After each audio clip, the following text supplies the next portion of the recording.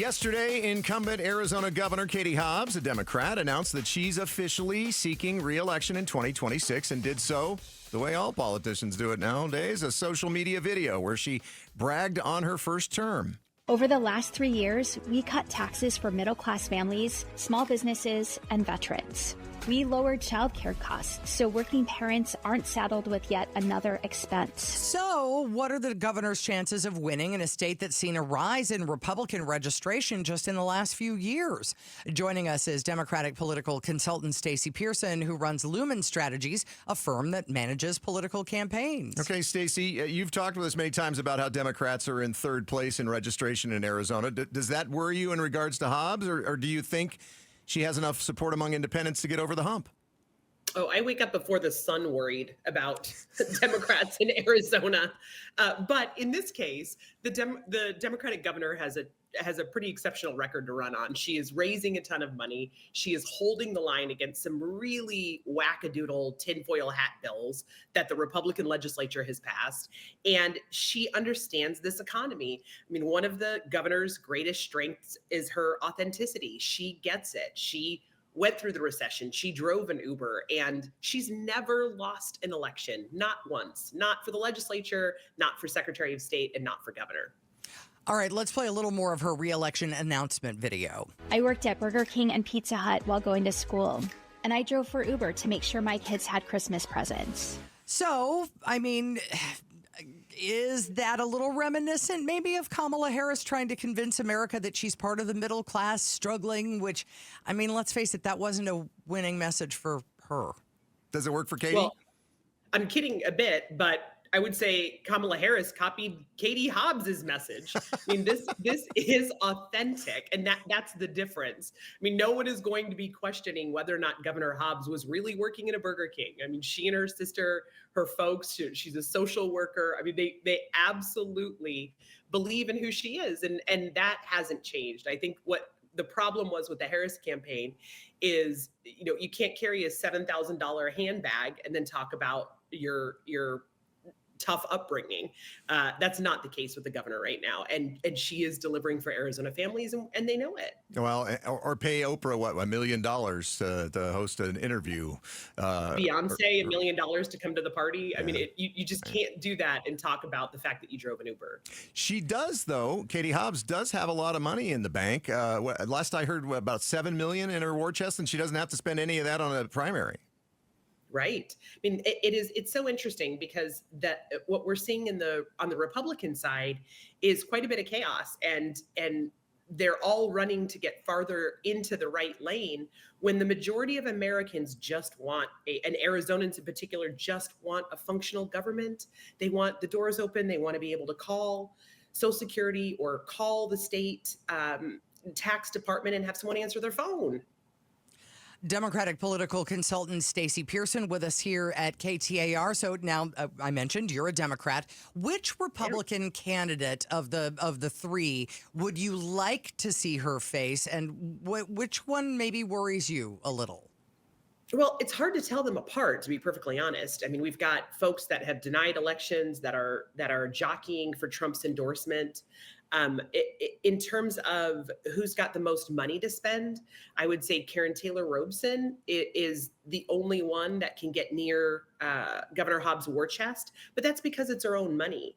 And in Arizona, both from Democrats and Republicans, Arizona voters, we have traditionally turned our nose at folks that try to buy seats. And that goes back to developer Jim Peterson, who ran for Arizona governor on the left. It goes to the folks on the right, even this last cycle, these Peter Thiel candidates that were endorsed, the Blake Masters of the world.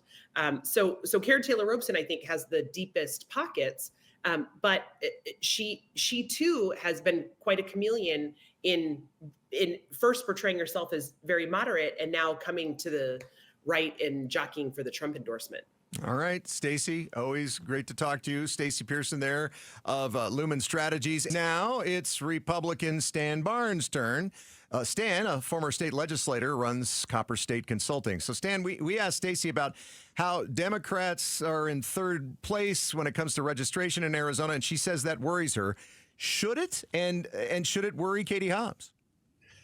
Good morning. It's good to be with you. Yes, the answer is yes and yes. It should worry the governor, and it should worry Democrats. I mean, after all, with all the vitriol about the president of the United States and his unorthodox style, the fact that Republicans are gaining registration and Democrats are losing registration is tangible math that matters to election results. And so yes, the governor is an incumbent, and she has a certain wind at her back with that. She's won the governorship once, and she's performed in the middle of the political spectrum, and she hopes to duplicate that again by duplicate a victory by getting the McCain constituency, that independent-minded voter, to be with her. So when it comes down to it, I mean, you have three candidates on the Republican side who are vying for to face her. Which one would you like to see her face, and which one concerns you the most? Now, LaDona, I can't choose among my Republican children, okay? You have to. Come on, Stan. I like them all. I know them all. I've known them all for 30 years. And so as I've told all three of them, somehow you guys sort yourself, and then you'll have my vote. But that's the way it goes. The Republicans are going to have a heck of a choice, because you got two distinguished congressmen with their own records and former legislators, both of them, and then you have a successful private sector woman who's run before and has her own name ID, and most importantly, her own resources in which to spend and tell voters about it. So the Republicans have three different flavors to choose from, all of which are similar but different in style and a little bit on policy, but mostly on style. And so it's going to be interesting to see how it sorts itself out. I see your dog laying behind you there by the pool as we talk to Stan Barnes, who's a Republican political consultant. Maybe we should let your dog pick. Is your dog independent-minded? I'm not sure. But one of the other things we talked about with Stacy is, and I think this is the reason that she is worried most by Karen Taylor Robson, is the fact that Katie Hobbs has $7 million in the bank and doesn't have to spend a dime on a primary. And Karen Taylor Robson's not unlimited amounts of money, but she's got more money than the other two candidates in the Republican corner. Yeah, Karen spent $18 million of her own money last time when she lost the primary to Kari Lake. She's demonstrated she can spend and make her message known. That's going to be very powerful. In a political science experiment, if two candidates both have Trump's endorsement in a Republican primary, and one has $18 million to tell you about it and the other one doesn't, then you might think that gives that person the edge, and it probably does. Then comes David Schweikert, who doesn't have Trump's endorsement but has his own resources. So it is going to be very interesting if Karen Taylor Robson is the nominee, but then the male-female component disappears, because you'll have two women running against one another. So that also makes it interesting. Yeah. Okay. I mean, is there any candidate among the, I know you don't want to give us your favorite children or your least favorite children, but, who presents sort of the weakest ability to beat Hobbs? Because like he said, Hobbs has been running pretty successfully right down the middle of the road, and a lot of Arizonans find themselves in the middle of the road. Bark twice for Andy Biggs.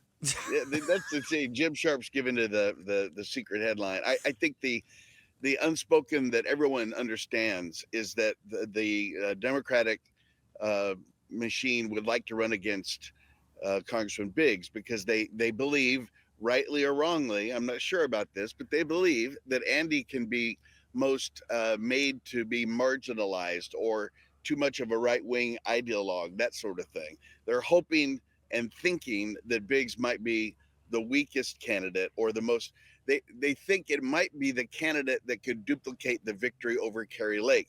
Kari Lake could not close the general election gap because she could not attract that middle ground, as I say, McCain constituency voter. There is a belief among Democrats Biggs is in that same category, although it's obvious the congressman is not Kari Lake in style, and that style is a very important difference. All right, go for a swim with it. What's the dog's name, Stan? Atlas. Atlas is his name. Right. Hello, Atlas. Hi, Atlas. He's famous. We're gonna Look, he's looking at you. We're going to have you on next time instead of Stan because you'll give us some answers. Right? Stan Barnes there. Nice being cagey, bud. Thanks for watching Arizona's Morning News. Click to watch more from KTAR News and hit the button in the middle to subscribe.